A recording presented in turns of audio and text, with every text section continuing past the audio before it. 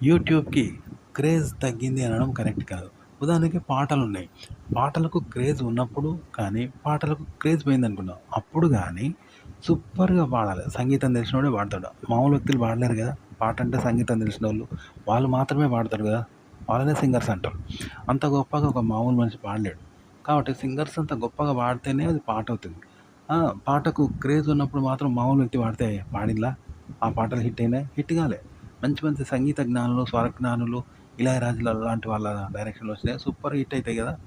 అట్లనమాట. బాలసుబ్రహ్మణ్యం అంత గొప్ప వ్యక్తి పాడితేనే వింటారు జనం. క్రేజ్ ఉన్నప్పుడు. క్రేజ్ పోయినప్పుడైనా అంతే. సుబ్రహ్మణ్యం అంత గొప్పగా పాడితే ఇంటారనమాట. ఎందుకంటే ఆడ టాలెంట్ ఉండాలి. క్రేజ్ అనేది టాలెంటే క్రేజ్. అంతేగాని పాట క్రేజ్ కాదు. అట్లనే యూట్యూబ్ కూడా అంతే. క్రేజ్ అనేది ఉన్నప్పుడైనా, లేనప్పుడైనా కంటెంట్ బాగుండాలి. కంటెంట్ బాగాలేకపోతే ఎప్పుడు చూడరనమాట. చూసినావా? క్రేజ్ ఉన్నప్పుడు కంటెంట్ బాగుండాలి ఓకే.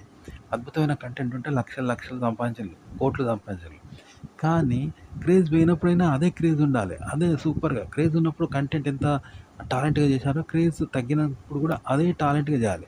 టాలెంట్ చేస్తే క్రేజ్ ఉన్నప్పుడు, లేనప్పుడు ఎప్పుడైనా చూస్తారనమాట. టాలెంట్ అనేది ముఖ్యం. టాలెంట్ ఉంటే రోడ్డు మీద పడేసినా చూస్తారు. అది గుర్తుపెట్టుకోండి.